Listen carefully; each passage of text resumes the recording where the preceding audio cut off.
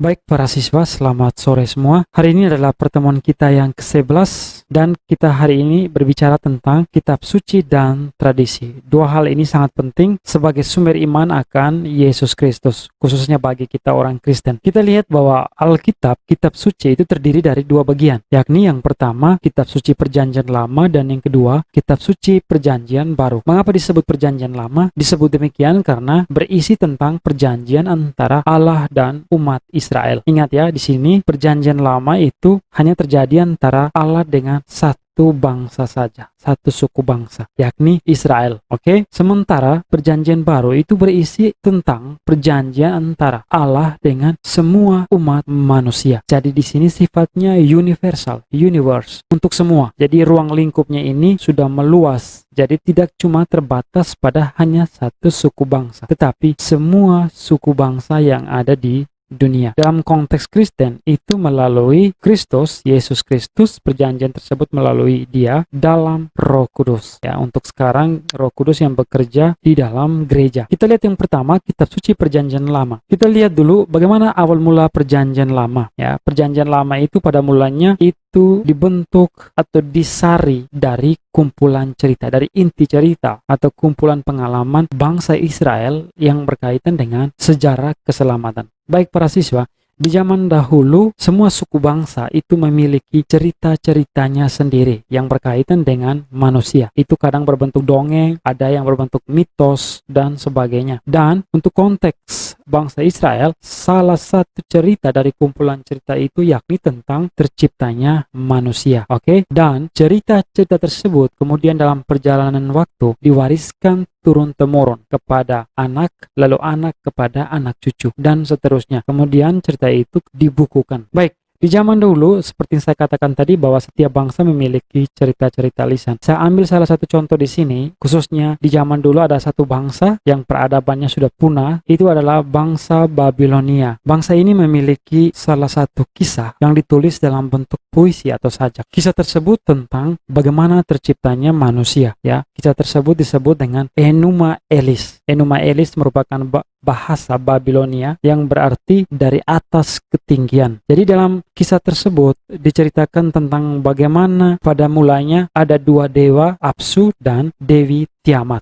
Keduanya melahirkan para dewa dan dewi. Kemudian dalam perjalanan waktu, para dewa-dewi yang lahir dari Apsu dan Tiamat ini lama-kelamaan menjadi jahat. Maka timbul keinginan dewa Apsu untuk membunuh dewa-dewi tersebut karena mereka mulai menjadi jahat. Namun keinginan dewa Apsu ini diketahui oleh dewa Ea. Dewa Ea kemudian membunuh dewa Apsu dan pembunuhan tersebut menimbulkan kemarahan dari Tiamat, ya, yang adalah istri dari Apsu. Kemudian Tiamat kemudian menciptakan makhluk-makhluk yang aneh, ya, semacam monster untuk melawan dewa Ea. Tetapi dewa Ea kemudian memilih Marduk sebagai panglima tentara, ya, panglima perang, dan Tiamat yang merupakan istri dari dewa Apsu memilih Kingu untuk menjadi panglima tentara. Maka terjadilah pertempuran dan peperangan antara Marduk dan Kingu. Dan apa yang terjadi? Yang terjadi adalah Marduk menang dalam peperangan tersebut. Marduk kemudian membunuh Tiamat,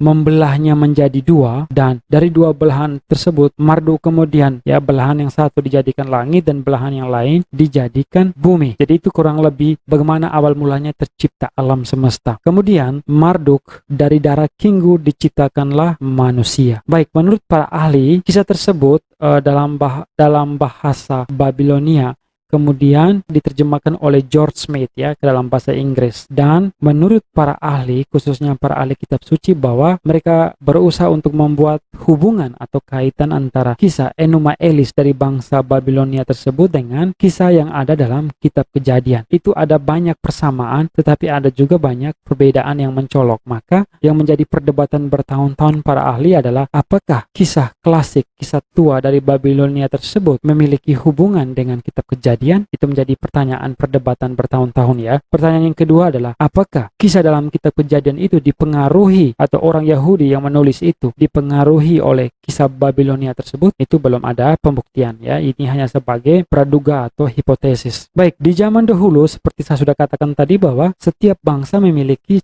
cerita-cerita lisan sendiri. Bukan cuma bangsa-bangsa besar ya yang sudah lenyap, tetapi para siswa sekalian, bahkan di zaman sekarang, khususnya Indonesia, itu setiap daerah memiliki cerita, mitos, atau legendanya sendiri. Itu yang berkaitan dengan ini. Terciptanya manusia, atau terbentuknya sebuah gunung, atau terciptanya sebuah danau, itu ada kisahnya. Dan kisah tersebut dari zaman dahulu kemudian diturunkan secara turun-temurun. Kemudian lama-kelamaan dipercaya dari kisah-kisah tersebut sebagai sebuah keyakinan iman ya. Dalam konteks perjanjian lama, dalam konteks bangsa Yahudi, mereka mulai percaya bahwa warisan cerita-cerita lisan tersebut dan salah satunya tentang terciptanya manusia itu kemudian menjadi keyakinan iman mereka, menjadi sebuah kepercayaan yang harus dipercaya, diyakini, dan dilihat sebagai firman Allah, dan firman tersebut harus diwariskan kepada anak cucu ya. Dan pewarisan bersifat lisan turun-temurun tersebut dilihat sebagai dituliskan dalam sebuah buku menjadi sebuah kekayaan iman. Yang sekarang kita lihat dalam Kejadian bab 2 ayat 7 sampai 9, ayat 18, ayat 21 sampai 23. Tetapi para siswa sekalian, di sini yang dimaksud dengan firman Allah di sini bukan firman langsung dari Allah, tetapi firman yang terjadi berkat ilham dan bimbingan Roh Allah sendiri. Di sini bangsa Israel percaya bahwa segala pengalaman mereka dalam sejarah itu mendapat campur tangan dari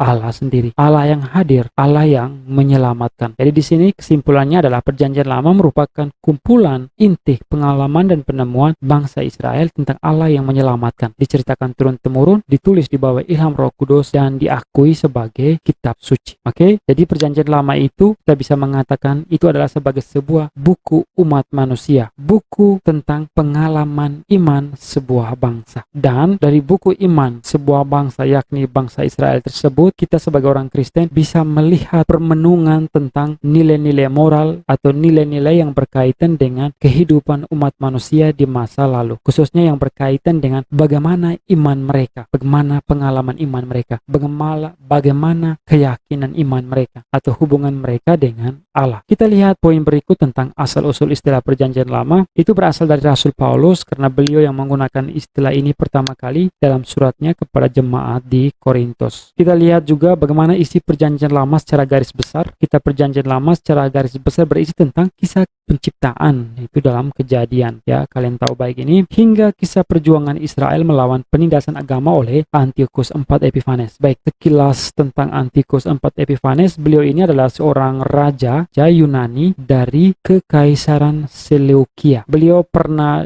ditaklukkan oleh orang-orang Romawi ya di Mesir. Mengapa terjadi penindasan agama di sini? Ya, di zaman atau di bawah pimpinan Antiochus IV Epiphanes di Yunani, itu beliau mewajibkan orang-orang Yahudi di Yunani untuk mengikut semua tata cara ibadat kepada dewa-dewa Yunani. Ya, kalian tahu bahwa orang Israel atau bangsa Israel tidak akan menyembah dewa-dewa pagan, ya, dewa-dewa selain Allah mereka, Yahweh. Jadi maka timbullah pemberontakan melawan Antiochus IV Epiphanes. Mengapa Antiochus IV Epiphanes ini mewajibkan orang-orang yang bukan Yunani untuk mengikuti tata ibadat Yunani? Karena ada ketakutan dalam diri Antiochus IV Epiphanes ini, ada ketakutan bahwa kebudayaan Yunani atau kebudayaan Helenis itu akan bisa pudar. Itu sebabnya dia membuat proses Helenisasi, meyunanikan orang-orang yang bukan Yunani. Maka di sini puncak dari perlawanan dan pemberontakan bangsa Israel ini itu ketika Antiochus IV Epiphanes ini memindahkan altar dewa Zeus di atas bait Allah, dan maka terjadilah pemberontakan oleh bangsa Israel. Itu berakhir dengan kemenangan Israel yang dikisahkan dalam kitab Makabe ya, perjanjian lama. Bagaimana menurut Konsili Vatikan kedua tentang perjanjian lama? Konsili melihat